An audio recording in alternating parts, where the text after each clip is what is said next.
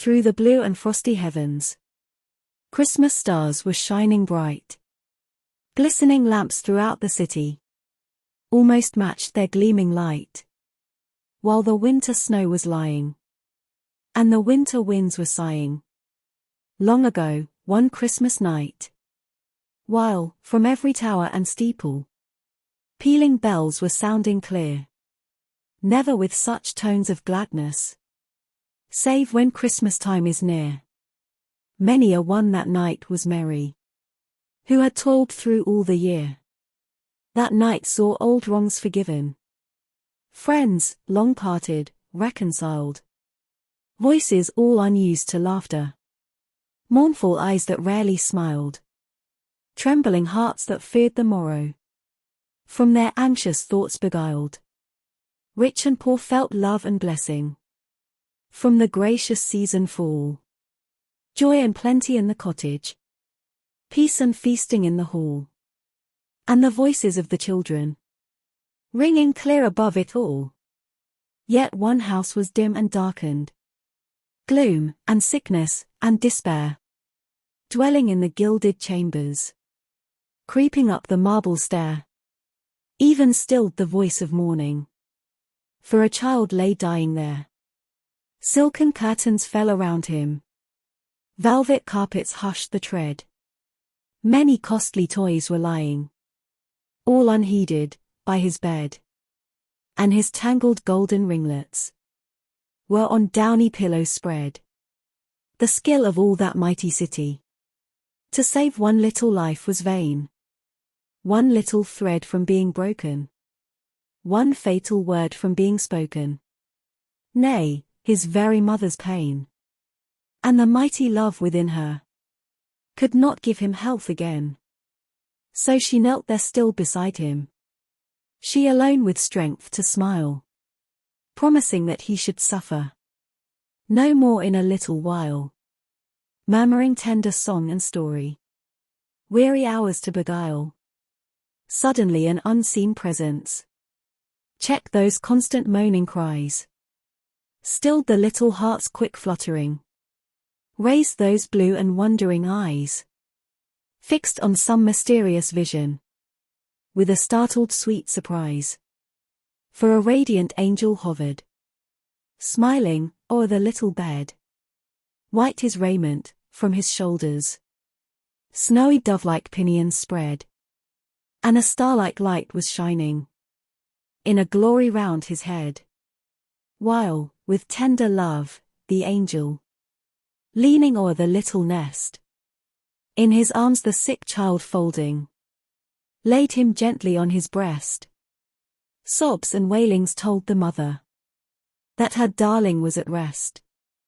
So the angel, slowing rising, spread his wings, and, through the air, bore the child, and while he held him to his heart with loving care, placed a branch of crimson roses tenderly beside him there. While the child, thus clinging, floated towards the mansions of the blessed, gazing from his shining guardian to the flowers upon his breast.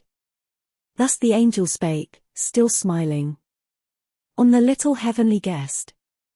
Know, dear little one, that heaven does no earthly thing disdain. Man's poor joys find there an echo, just as surely as his pain. Love, on earth so feebly striving, lives divine in heaven again. Once in that great town below us, in a poor and narrow street, dwelt a little sickly orphan. Gentle aid, or pity sweet, never in life's rugged pathway guided his poor tottering feet.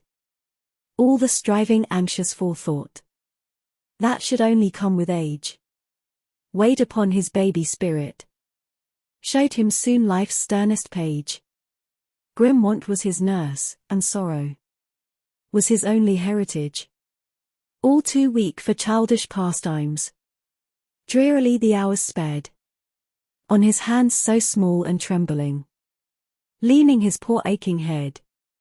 Or, through dark and painful hours, lying sleepless on his bed, dreaming strange and longing fancies of cool forests far away, and of rosy, happy children, laughing merrily at play, coming home through green lanes, bearing trailing boughs of blooming May. Scarce a glimpse of azure heaven gleamed above that narrow street, and the sultry air of summer, that you call so warm and sweet, fevered the poor orphan, dwelling in the crowded alley's heat. One bright day, with feeble footsteps, slowly forth he tried to crawl through the crowded city's pathways, till he reached a garden wall, where mid princely halls and mansions stood the lordliest of all. There were trees with giant branches, velvet glades where shadows hide. There were sparkling fountains glancing, flowers, which in luxuriant pride even wafted breaths of perfume to the child who stood outside. He against the gate of iron pressed his wan and wistful face, gazing with an awestruck pleasure at the glories of the place. Never had his brightest daydream shone with half such wondrous grace. You were playing in that garden, throwing blossoms in the air, laughing when the petals floated downwards on your golden hair, and the fond eyes watching o'er you, and the splendor spread before you told a house's hope was there. When your servants, tired of seeing such a face of want and woe, turning to the ragged orphan, gave him coin, and bade him go. Down his cheeks so thin and wasted, bitter tears began to flow. But that look of childish sorrow on your tender child heart fell, and you plucked the reddest roses from the tree you loved so well, passed them through the stern cold grating, gently bidding him farewell, dazzled by the fragrant treasure and the gentle voice he heard in the poor forlorn boy's spirit. Joy, the sleeping seraph, stirred. In his hand he took the flowers, in his heart the loving word. So he crept to his poor garret, poor no more, but rich and bright, for the holy dreams of childhood, love, and rest, and hope, and light, floated round the orphan's pillow through the starry summer night. Day dawned, yet the visions lasted. All too weak to rise he lay. Did he dream that none spake harshly? All were strangely kind that day?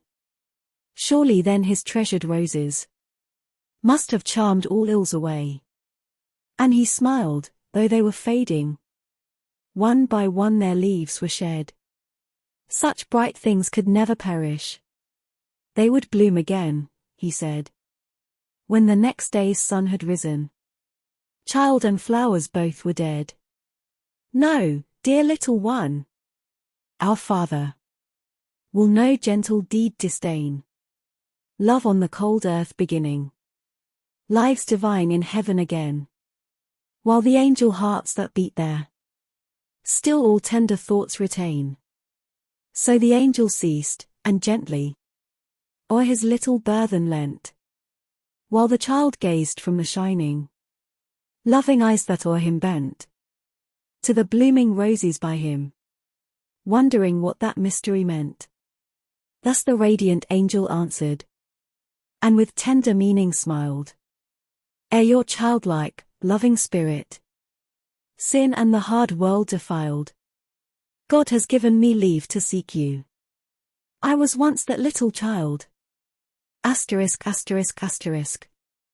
In the churchyard of that city rose a tomb of marble rare, decked, as soon as spring awakened, with her buds and blossoms fair, and a humble grave beside it.